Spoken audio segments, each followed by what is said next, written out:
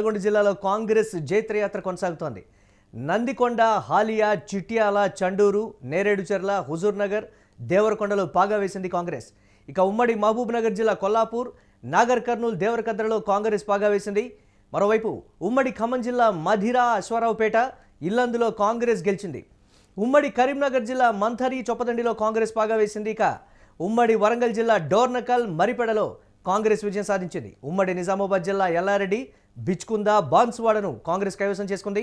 సంగారెడ్డి జిల్లాలో గుమ్మడిదల, గడ్డిపోతారం మున్సిపాలిటీలు బీఆర్ఎస్ కైవసం చేసుకుంది. ఇబ్రహీంపట్నం, కే సముద్రంలో బీఆర్ఎస్ విజయం సాధించడం ఒకంత సంచలనంగా మారింది. నారాయణపేటలో పాగా వేసింది బీజేపీ కూడా ఖాతా తెరిచినటువంటి పరిస్థితి ఉంది. దీనిపై మరిన్ని అప్డేట్స్ మా కరెస్పాండెంట్ సతీష్ అందిస్తారు. సతీష్, కాంగ్రెస్ పార్టీలో ఉన్నటువంటి అంతర్గత కుమ్ములాటలు కానీ, మంత్రుల మీద ఉన్నటువంటి వ్యతిరేకత కానీ, నియోజకవర్గాల్లో ఉన్నటువంటి ఎమ్మెల్యేల మీద వ్యతిరేకత కానీ ఏది కూడా కాంగ్రెస్ పార్టీ గెలుపును ఆపలేకపోయింది. రేవంత్ రెడ్డి చేసినటువంటి కామెంట్, నేనే రాజు, నేనే మంత్రి, అన్నీ కూడా తానే అని చెప్పినటువంటి మాటకు సంబంధించి వస్తున్నటువంటి ఫలితాలు అనూహ్యమైనటువంటి ఫలితాల కింద కూడా చెప్తున్నటువంటి పరిస్థితి. ఒకానొక వర్గం కాంగ్రెస్ పార్టీ అనుకునేంత విధంగా ఆ స్థాయిలో గెలుపు రాదు అనేటువంటి మాట. అంటే కొద్దిసేపే అయింది ఓట్ల లెక్కింపు ప్రక్రియ కొనసాగుతుండబట్టి సాయంత్రానికి మొత్తం అంతా కూడా వెలువడేటువంటి పరిస్థితి ఉన్నప్పటికీ ఇప్పటి వరకు కాంగ్రెస్ పార్టీ లీడ్లో ఉన్నటువంటి సిచ్యువేషన్ మేజర్గా కాంగ్రెస్ పార్టీ గెలుపొందుతున్నటువంటి పరిస్థితి. అప్డేట్స్ ఏంటి? ఉమ్మడి జిల్లాల వారీగా ఏ విధంగా చూడాలంటారు దీన్ని?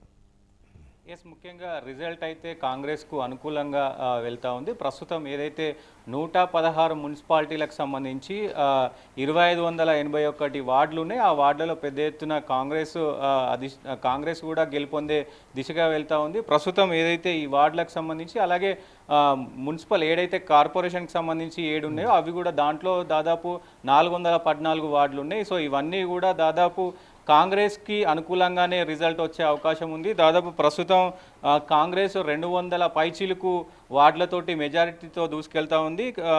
బీఆర్ఎస్ కూడా దాదాపు గట్టి పోటీ ఇచ్చే ప్రయత్నం అయితే చేస్తూ ఉంది. దాదాపు 120 వార్డులను కైవసం చేసుకునే పరిస్థితి ఉంది. ఇప్పటికీ బీజేపీ 26 వార్డులను కైవసం చేసుకునే పరిస్థితి ఉంది. మొత్తం కూడా కాంగ్రెస్కు ఏకపక్షంగా నిర్ణయం అనేది వెళ్తూ ఉంది. ముఖ్యంగా కాంగ్రెస్ అధిష్టానం ఉంది, ఇక్కడ కాంగ్రెస్ ప్రభుత్వం ఉంది కాబట్టి ప్రజలు కూడా అంటే డెవలప్మెంట్ కోసము డెవలప్మెంట్ జరగాలంటే కూడా మున్సిపాలిటీలైనా వార్డులైనా డెవలప్మెంట్ జరగాలంటే పెద్ద ఎత్తున మరి రూలింగ్ పార్టీకే ఓటేయాల్సిన అవసరం ఉంటుంది. కాబట్టి ఈ నేపథ్యంలోనే ఈ కుమ్ములాటలు అనేవి కూడా రాజకీయ పార్టీలు రాజకీయంగా ఎన్నికలు వచ్చినప్పుడు జరుగుతూ ఉంటాయి. ఏదైనా ఇది ఉంటే అప్పుడు చూపిస్తారు, కానీ ఓటు వేసేటప్పుడు ఎవరు అధికారంలో ఉంటే వాళ్ళకు పడేది ముఖ్యంగా ఇది ఉంటుంది. కాబట్టి సో ఆ దిశగానే ఓట్లన్నీ పడ్డట్టుగా తెలుస్తూ ఉంది.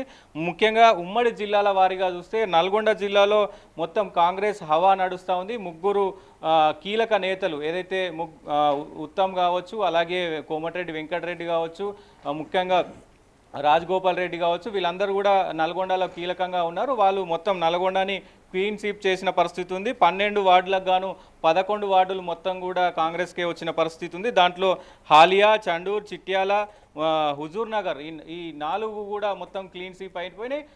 నల్లగొండలో కాంగ్రెస్ అంటే నల్గొండ అంటే కాంగ్రెస్ అనే విధంగా కూడా మొత్తం రిజల్ట్ అయితే వచ్చిన పరిస్థితి కనబడతా ఉంది. దానికి సంబంధించి తర్వాత నాగర్ కర్నూలు జిల్లాలో కూడా కాంగ్రెస్ సంబంధించిన అభ్యర్థులే ప్రస్తుతం లీడింగ్లో ఉన్నారు.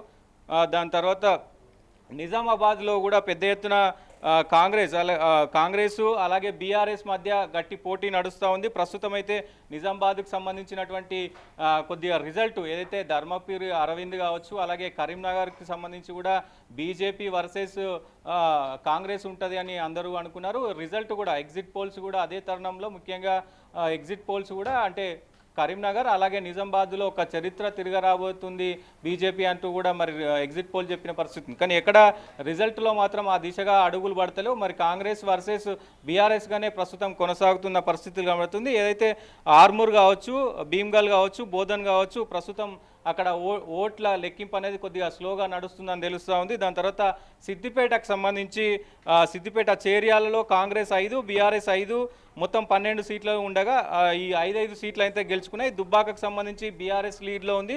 బీఆర్ఎస్కి 9, స్వతంత్ర అభ్యర్థులు కూడా ముందంజలో ఉన్నారు. 9 స్థానాలు వాళ్ళు విజయం సాధించారు. అలాగే గజ్వెల్కి సంబంధించి బీఆర్ఎస్ 13 గెలుచుకోగా స్వతంత్ర అభ్యర్థులు 6, కాంగ్రెస్ 1 స్థానంలో ఉంది.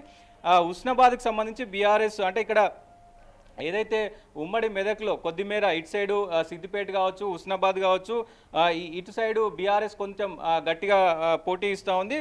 హుస్నాబాద్లో బీఆర్ఎస్కు 9, కాంగ్రెస్ 6, బీజేపీ 2 వార్డులలో విజయం సాధించింది. హన్మకొండకు సంబంధించి బీఆర్ఎస్ కొన్ని చోట్ల కాంగ్రెస్ గెలుస్తుంది అన్నటువంటి చోట్ల కాంగ్రెస్ ఎమ్మెల్యేలు బాగా ప్రచారం చేసినటువంటి నియోజకవర్గాల్లో కూడా ఎందుకు ఓటమి పాలైంది అనేటువంటి ఒక డిస్కషన్ నడుస్తోంది కదా, దీనికి సంబంధించి ఏంటి అంటే అక్కడ వ్యతిరేకత అంటారా, లేకపోతే ఆ ఎమ్మెల్యేల పనితీరుకు సంబంధించి కూడా బాహాటంగా బయటకు వచ్చి ఎందుకు వచ్చావు ఇక్కడికని ప్రశ్నించినటువంటి పరిస్థితి కూడా ఉంది కొన్ని నియోజకవర్గాలు. అలాంటి చోట్ల పర్టికులర్గా వ్యతిరేకత అనేది పనిచేసింది అనేటువంటి మాట, దీన్ని ఎలా చూడాలంటారు మనం?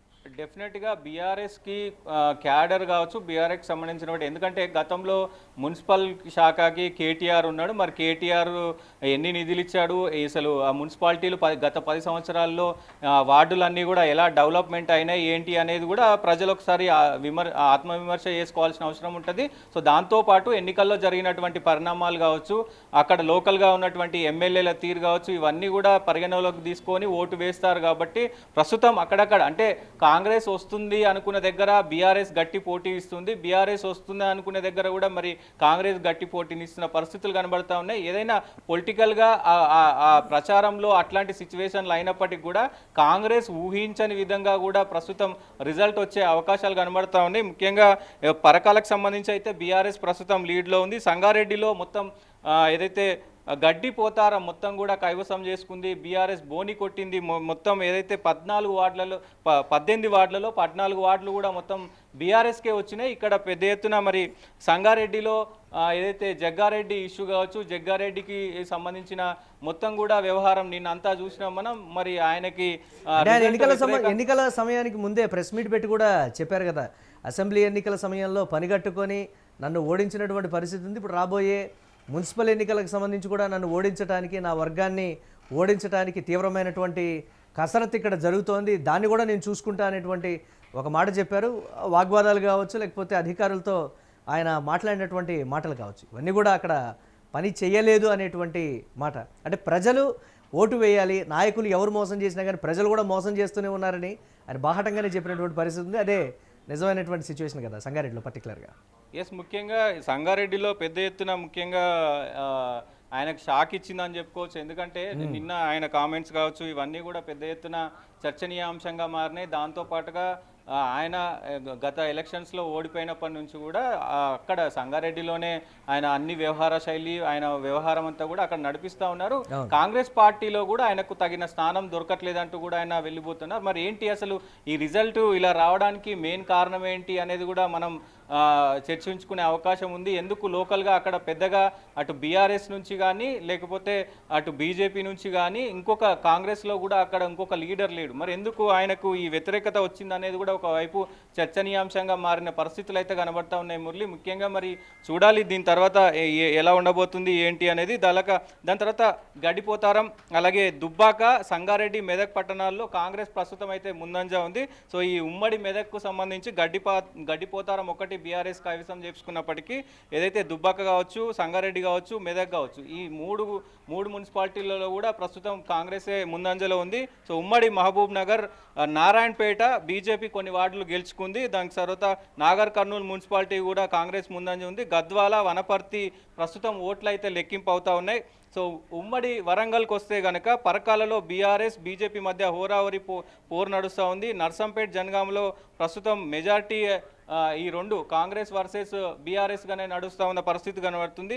ఉమ్మడి నిజామాబాద్ ఒకవైపు పెద్ద ఎత్తున మరి నిజామాబాద్లో ఆశించిన స్థాయిలో ఓటింగ్ జరగలేదు, బీజేపీ సైడ్ రాలేదు అనేది స్పష్టంగా కనబడుతుంది. మరి ఏం జరుగుతుందో చూడాల్సిన అవసరం అయితే ఉంటుంది. ముఖ్యంగా కాదు సతీష్, కనీస పోటీ కూడా కొన్ని నియోజకవర్గాల్లో ఇవ్వలేదు అనేటువంటి మాట. అంటే రాష్ట్ర నాయకత్వం ఇటు కాంగ్రెస్ బీఆర్ఎస్ పోటీ చేసినంత అంటే ప్రచారం చేసినటువంటి స్థాయిలో భారతీయ జనతా పార్టీ నుంచి కీలక నాయకులు, నేతలు ఎవరు కూడా ఆ స్థాయిలో దీన్ని సీరియస్గా తీసుకోలేదు అనేటువంటి మాట. ఎక్సెప్ట్ కరీంనగర్, అలాగే నిజామాబాద్ మినహాయించి మిగతా అన్ని చోట్ల అంత ఎఫెక్టివ్గా పనిచేసినటువంటి సందర్భాలు లేవనేది కూడా కేడరే చెప్తున్నటువంటి సిచ్యువేషన్ ఉంది. వాటిని ఎలా చూడాలి? డెఫినెట్ గా ఈ ఉమ్మడి కరీంనగర్ ఉమ్మడి నిజామాబాద్ కు సంబంధించి కూడా ఇంకా రిజల్ట్ అయితే కొనసాగుతా ఉంది కాబట్టి మనం ఇప్పుడే ఒక నిర్దిష్ట సమాచారం ఇవ్వలేము. ఎందుకంటే ప్రస్తుతం ఓటింగ్ అనేది లెక్కింపు అవుతా ఉంది. ఎక్స్పెక్టేషన్స్ కూడా ఇక్కడ బీజేపీ కరీంనగర్ కానీ నిజామాబాద్ కానీ బీజేపీకి చాలా ఎక్స్పెక్టేషన్స్ ఉన్నాయి. మరి చూద్దాం ఏం జరుగుతుంది ఏంటి. ఇటు ఉమ్మడి రంగారెడ్డి జిల్లాకి కనుక వస్తే ఇబ్రహీంపట్నం తుర్కయాంజల్ పరిధిలో బీఆర్ఎస్ అయితే ముందంజలో ఉంది. దాని తర్వాత కాంగ్రెస్ వస్తూ ఉంది. ఉమ్మడి ఖమ్మంకి సంబంధించి కొత్తగూడెం పాల్వంచ కాంగ్రెస్ కైవసం చేసుకుంది. ముఖ్యంగా అన్ని మున్సిపాలిటీలో దాదాపు పెద్ద ఎత్తున కూడా కాంగ్రెస్ ముందంజలో ఉంది. ముఖ్యంగా కొన్ని మేజర్ నియోజకవర్గాల్లో ఇటు ఖమ్మంకి సంబంధించి కూడా ఒక టీడీపీ సీట్ అనేది రావడం కూడా పెద్ద ఎత్తున చర్చనీయాంశంగా మారింది. తెలంగాణలో కూడా టీడీపీ పార్టీకి భట్టి నియోజకవర్గం మధిరలో 10వ వార్డుకు సంబంధించి రేవతి టీడీపీకి సంబంధించి టీడీపీ కూడా బోణి కొట్టింది, టీడీపీ జెండా రెపరెపలాడింది అనేటువంటి ఒక సంతోషంలో తెలుగు తమ్ముళ్ళు ఉన్నారు ఆల్రెడీ. డెఫినెట్గా ఎందుకంటే ఈ విజయం మరి టీడీపీకి కూడా మళ్ళీ తెలంగాణలోకి రావడానికి కూడా ఒక శుభసూచకం అని చెప్పుకోవచ్చు. ఎందుకంటే తెలంగాణలోకి మళ్ళీ ఇప్పటికే కూటమియా లేకపోతే జనసేన పోటీ చేస్తూ ఉంది. జనసేన కూడా అక్కడక్కడ బోని కొట్టిన పరిస్థితులు కనబడుతున్నాయి. దాంతో పాటుగా ఏదైతే ఈ టీడీపీ కూడా మరి రాబోతుంది. అట్లాగే బీజేపీ ఇక్కడ పెద్ద ఎత్తున 3వ స్థానంలో ఉంది. కాబట్టి మరి ఏంటి 2029లో ఇప్పుడు ఈ గెలిచిన వార్డులను బట్టే మరి 2029లో పోటీ చేస్తారా ఏంటి అనేది కూడా చూడాల్సిన మొత్తం ట్రెండ్ అర్థం అవ్వాలంటే ఇంకెంత సమయం పట్టేటువంటి ఛాన్స్ ఉంది సతీష్? సాయంత్రం దాదాపు చిన్న వార్డులకు సంబంధించి దాదాపు ఒక 3 లేదా 4 రౌండ్లలోనే ఈ విజయాలన్నీ కూడా వచ్చే అవకాశం ఉంది. దాదాపు 1-2 గంటల వరకు ఒక 70% మేర రిజల్ట్ వచ్చే అవకాశం ఉంది. కొన్ని ఏదైతే 9-10 రౌండ్లు వరకు వెళ్ళే అటువంటి వార్డులు ఉంటే అవి దాదాపు 5 లేదంటే 4 ఈ సందర్భంలో ఆ సమయాల్లో రిజల్ట్ వచ్చే అవకాశం ఉంటుంది. ఏదేమైనప్పటికీ 5 లోపే మొత్తం రిజల్ట్ కూడా వచ్చే అవకాశం ఉంది. సో ప్రస్తుతం అయితే కాంగ్రెస్ చాలా ధీటుగా చాలా ముందంజలో ఉంది. దాదాపు 300కు పైగా వార్డులనైతే గెలుచుకోవడం జరిగింది. దానికి సెకండ్ ప్లేస్లో బీఆర్ఎస్ కూడా గట్టి పోటీ ఇస్తూ ఉంది. అంటే ఊహించనంత పోటీ ఇస్తూ ఉంది. ముఖ్యంగా రేవంత్ రెడ్డి చెప్పినట్లుగానే అంటే ఎక్కడ కూడా బీఆర్ఎస్ కాదు త్రిముఖ పోటీ ఉంటుంది అని రేవంత్ రెడ్డి చెప్పిన వ్యాఖ్యలు కనుక చూస్తే ప్రస్తుతం మరి త్రిముఖ పోటీ ఎక్కడ కనబడట్లేదు. ఓన్లీ కాంగ్రెస్ వర్సెస్ బీఆర్ఎస్ఏ కనబడతా ఉంది. బీజేపీ అయితే